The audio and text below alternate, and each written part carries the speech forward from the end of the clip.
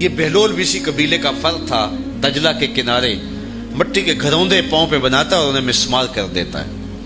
وہ کبھی آپ نے دیکھا ہوگا کہ بچے ریت میں اپنا پاؤں رکھ کر کے اوپر سے ریت تھپک لیتے ہیں اور پھر پاؤں ہولے سے نکال لیتے ہیں، بچ جائے تو بڑے خوش ہوتے ہیں، اور جب کھیل ختم ہو جاتے تو اسے گرا دیتے ہیں اپنے ہاتھوں سے۔ بہلول بھی اسی شغل میں لگا ہوا ہے۔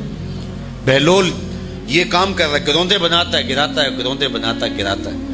بادشاہ گزرا، پوچھا بہلول کیا کر رہے ہو؟ ہنس کے کہا جنت کے مکان بنا رہا ہوں۔ کہا بیچتے ہو؟ ہاں بیچتا ہوں۔ کتنے کا؟ 10 روپے کا، سیل لگائی ہوئی ہے۔ بادشاہ مسکرا کے گزر گیا، دیوانہ ہے، مجنوں ہے، اپنی موج میں لگا ہے۔ پیچھے سے ملکہ زبیدہ بھی آ رہی تھی، اس نے بھی دیکھا، کہا بہلول کیا کر رہے ہو؟ کہا جنت کے مکان بنا رہا ہوں۔ کہا بیچتے ہو؟ ہاں 10 روپے کا بیچتا ہوں۔ 10 روپے بادشاہوں کے لیے کیا ہوتے ہیں؟ 10 درہم نکالے، اس کو دیا، اس نے دریائے دجلہ میں پھینک دیا۔ فقیر اتنی دیر تک فقیر نہیں بنتا، داتا صاحب فرماتے جب تک مٹی کا ڈھیلا اور سونے کی ڈلی اس کی نظر میں برابر نہیں ہو جاتا۔ اور ایک مکان کے گرد، ایک وہ گھروندے کے گرد دائرہ لگایا، کہا یہ تیرا ہوا۔ ملکہ گزر گئی، بادشاہ بھی چلا گیا۔ شام کو اپنے محل میں پہنچے، بادشاہ سویا، منظر جاگا کہ حشر کا دن ہے، پھر جنت کا منظر ہے، جنت میں بڑے بڑے خوبصورت مکان ہیں۔ ایک مکان تو بڑا ہی اچھا لگا، تو جی چاہا کہ اس مکان کو دیکھوں۔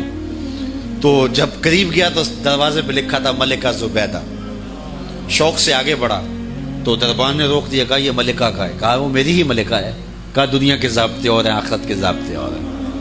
بادشاہ کی آنکھ کھل گئی، بے چین ہو گیا، ملکہ کو بیدار کیا، کہا تو کون سا نیک عمل کیا ہے؟ میں نے جنت میں تیرا یوں مال دیکھا۔ ملکہ کہنے لگی وہی معمول کی نمازیں، وہی سب کچھ، کوئی نیا کام تو میں نے کیا نہیں۔ ہاں یاد آیا، کل گزر رہی تھی، دجلہ کا کنارہ تھا، وہ جسے لوگ مجذوب کہتے ہیں، وہ جو دیوانہ کہلاتا ہے، وہ بہلول، وہ جنت کے محل کہتا تھا وہ بنا رہا تھا۔ میں نے کہا چلو کوئی بات نہیں، فقیر ہے، 10 روپے کیا ہوتے ہیں؟ تو میں نے 10 روپے کا ایک محل خریدا تھا۔ بادشاہ سر پکڑ کے بیٹھ گیا، وہ تو مجھے بھی کہتا تھا۔ میں دیوانے کی بات سمجھ کے گزر گیا۔ اگلے دن بادشاہ قصدن گزرا۔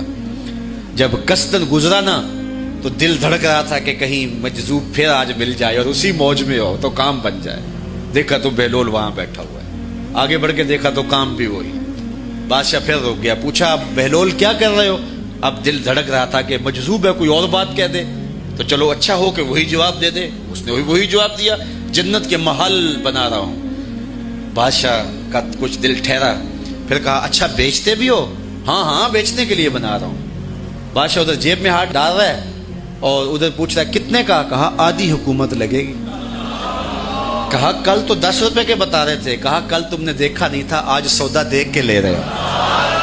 اللہ تعالیٰ ارشاد فرماتا ہے انما تنذر من اتبع الذکر وخشی الرحمن بالغیب، جو ان ڈٹھے سودے کرتے ہیں، جو بغیر دیکھ کے کرتے ہیں۔ اچھا چلو ایک خوشخبری میں آپ کو بھی سناؤں، اور وہ خوشخبری رسول اللہ کی زبان سے۔ حضور نے فرمایا طوبی لمن رآنی وآمن بی وطوبی 7 مرات من لم یرانی وآمن بی۔ فرمایا صحابہ تمہیں مبارک ہو ایمان کی کہ تم نے مجھے دیکھا اور میرے اوپر ایمان لائے، اور کہا انہیں 7 مبارکیں ہوں جنہوں نے مجھے دیکھا بھی نہیں ہوگا اور پھر بھی ایمان لائیں گے۔